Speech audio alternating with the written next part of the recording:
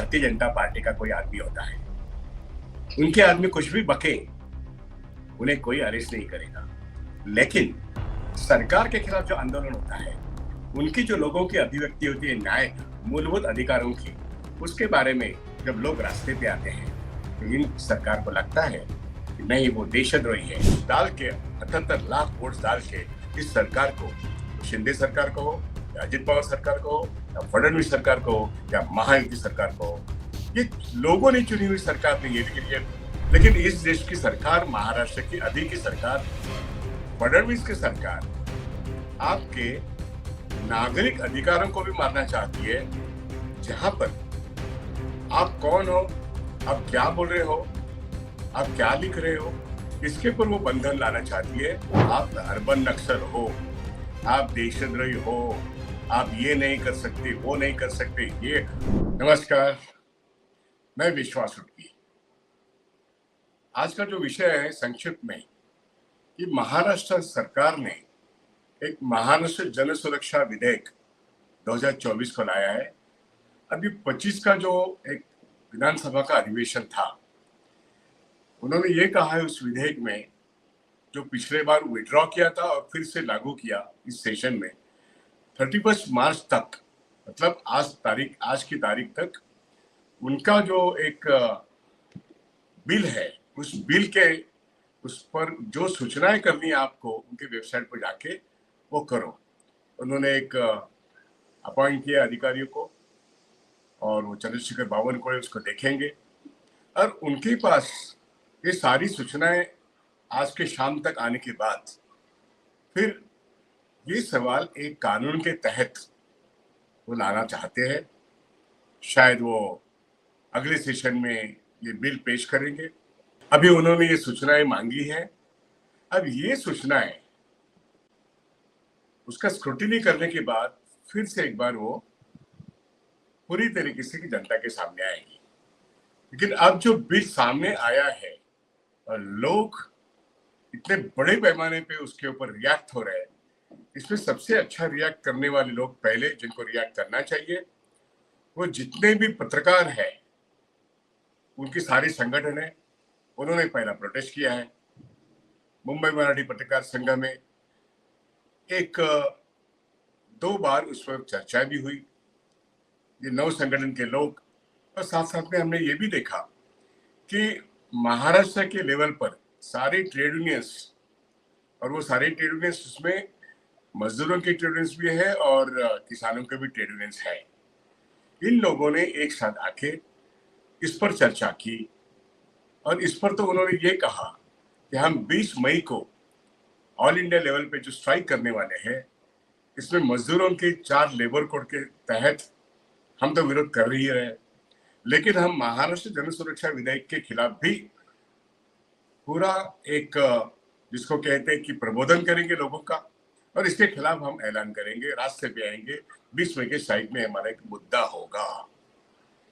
तो हमारे सारे पत्रकार, उनकी अभिव्यक्ति, मतलब फ्रीडम ऑफ एक्सप्रेशन, ये जो संविधान ने दिया हुआ एक कानूनन हक है हर नागरिक को, तो जो अपना मत व्यक्त करते हैं, जो लिख के बता दे कि ये मेरा ओपिनियन है, जो बोल के कहते हैं कि ये हमारा कहना है, ये हमारी मांग है, ये तो संविधान ने दिया हुआ बोलने का, लिखने का और एक्सप्रेशन का हर किसी माध्यम से, हर किसी भाषा से वो हक है, संविधान ने दिया हुआ है। ये तो सच बात है कि तो डेमोक्रेटिक प्रोसेस का ये सबसे बड़ा हक है। जैसे डॉक्टर बाबा साहेब अम्बेडकर की संविधान ने हर नागरिक को एक मत दिया है, वोट का अधिकार दिया है, स्त्री को दिया है, पुरुष को दिया है, वैसे ही हर नागरिक को अभिव्यक्ति स्वातंत्र्य है। मतलब अपने विचार रखो, उसके बारे में लिखो और वो किसी भी माध्यम से एक्सप्रेस करो। अब ये बुनियादी हक, मूलभूत अधिकार है हर नागरिक का।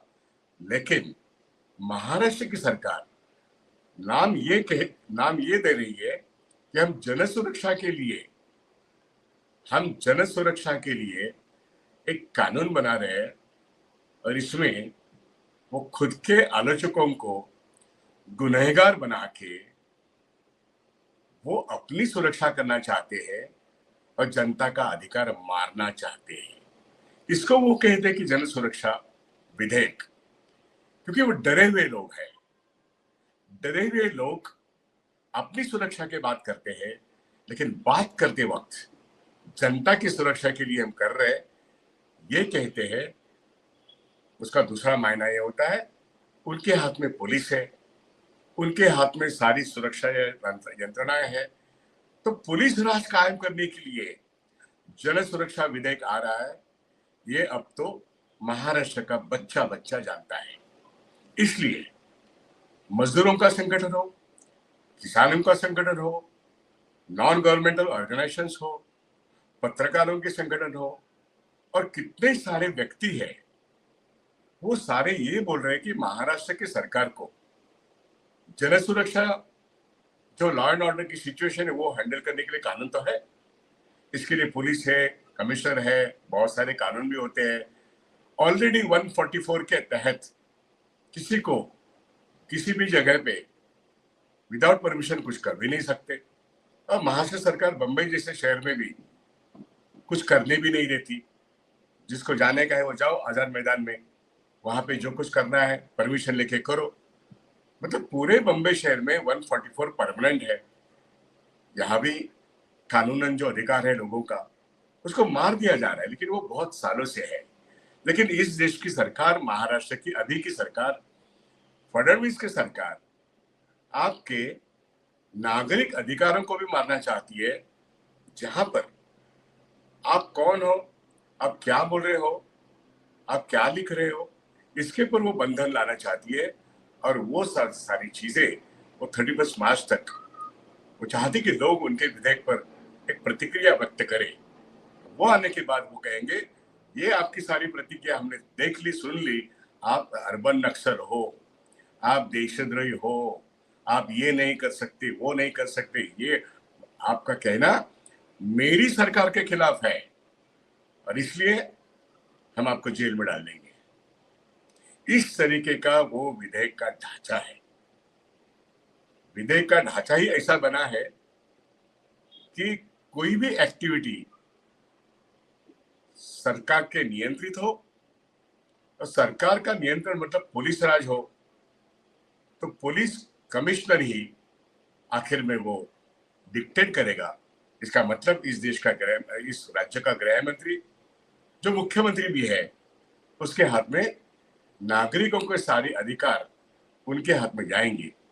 ऐसा विधेयक इस देश का सबसे प्रगतिशील राज्य कहने वाला महाराष्ट्र अगर वो पास कर सकता है, तो ये 1976 की इमरजेंसी, जिसके बारे में बहुत कुछ इस देश के पार्लियामेंट में भी कहा गया है, अब ये क्या है?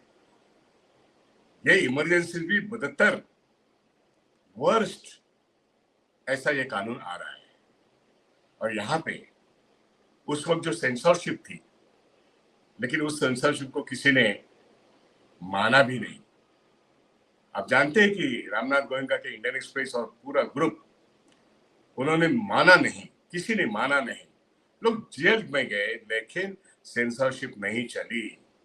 और बाद में तो कांग्रेस ने भी कहा कि हमारी गलती हुई। लेकिन वही इंदिरा गांधी फिर से 1980 में बहुत बड़े पैमाने पे बड़ी संख्या से उनके मेंबर ऑफ पार्लियामेंट चुन के आए, डेमोक्रेसी रिस्टोर हो गई।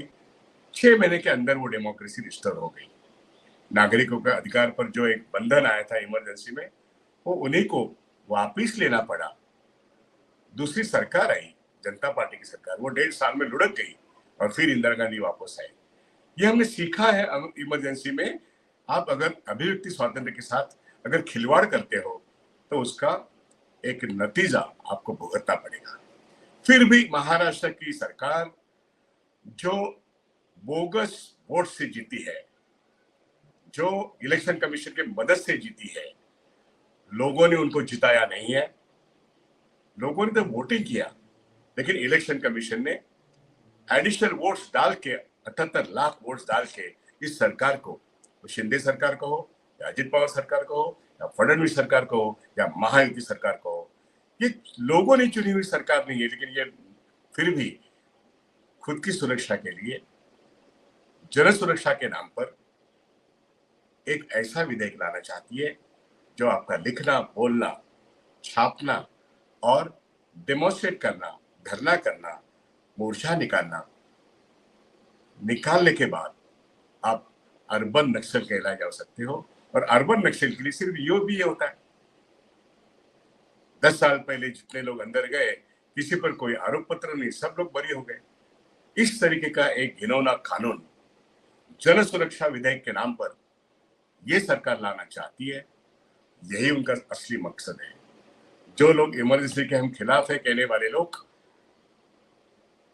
अनरिटन इमरजेंसी पिछले 10 साल में देश में हम देख रहे हैं। महाराष्ट्र में ये तो हम देख ही रहे थे। इसलिए यहाँ पे महापुरुषों के बारे में कुछ भी लिखा जाता है वो गुनाह नहीं समझा जाता, क्योंकि वो भारतीय जनता पार्टी का कोई आदमी होता है। उनके आदमी कुछ भी बके, उन्हें कोई अरेस्ट नहीं करेगा। लेकिन सरकार के खिलाफ जो आंदोलन होता है, उनकी जो लोगों की अभिव्यक्ति होती है न्याय, मूलभूत अधिकारों की, उसके बारे में जब लोग रास्ते पे आते हैं तो इन सरकार को लगता है कि नहीं, वो देशद्रोही है, वो अर्बन नक्सल है, फलाना है, ऐसा है, वैसा है।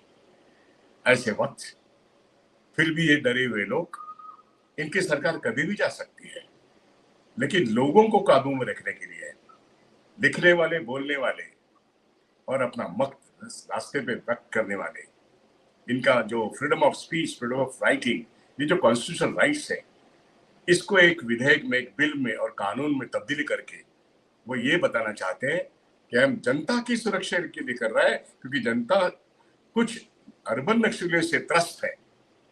हम अर्बन नक्सलियों को इस देश में मतलब रहने नहीं देंगे। अब अर्बन नक्सल कौन? जो आपके खिलाफ लिखेगा, बोलेगा, वो अर्बन नक्सल। अर्बन नक्सल ये एक वहम है, ये एक इंस्ट्रूमेंट है आपके सरकार के खिलाफ बोलने वाले किसी भी व्यक्ति और शक्ति को जेल के अंदर डालने के लिए। जन सुरक्षा के नाम पर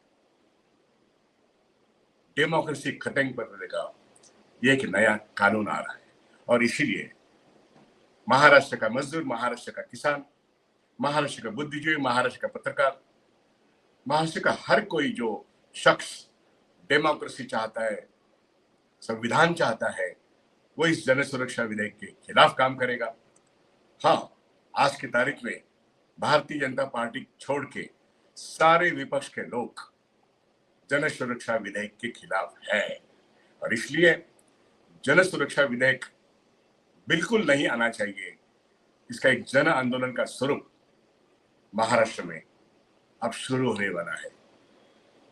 जिनको कोई सजेशन देना था, वो सारे व्यक्ति और संस्थाएं, उन्होंने अपने सजेशंस प्रॉपरली डिस्कस करने के बाद लिखित रूप में वेबसाइट पे डाल दिए हैं, उन अथॉरिटी के पास दे दिए हैं। अब बारी आएगी सरकार की। अब सरकार ने एक बार तो वो विड्रॉ किया पिछले सेशन में, लेकिन इस सेशन में वो फिर से लाए। अब देखते हैं इसके आगे उनके डेफिनेशन से डेमोक्रेसी और संविधान क्या है। और जनता जो डॉक्टर बाबा साहब अम्बेडकर की जयंती जो 14 अप्रैल को है, जो हम जानते हैं कि संविधान क्या है, हमारा मूलभूत अधिकार क्या है, हमारा अभिव्यक्ति, फ्रीडम ऑफ स्पीच के, फ्रीडम ऑफ राइटिंग के ऊपर, फ्रीडम ऑफ मूवमेंट के ऊपर जो पाबंदी इस जन सुरक्षा विधेयक से आने वाली है, लोग लड़ेंगे, लोग इस जन सुरक्षा विधेयक को परास्त करेंगे। यही आज की तारीख में तो सारे संगठन का एक निर्णय हो चुका है। और इसलिए इस निर्णय को, जब सरकार अपना निर्णय लेना चाहती है, इस सरकार के उस निर्णय के खिलाफ तमाम जनता रास्ते पे आएगी। तमाम वो सारी राजनीतिक दलों की जो ताकत है वो रास्ते पे आएगी।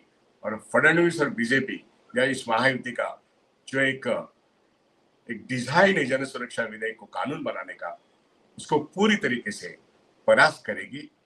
आखिर लड़ने वाले लोग जीतते हैं और जीतने के लिए ही ये लड़ाई है।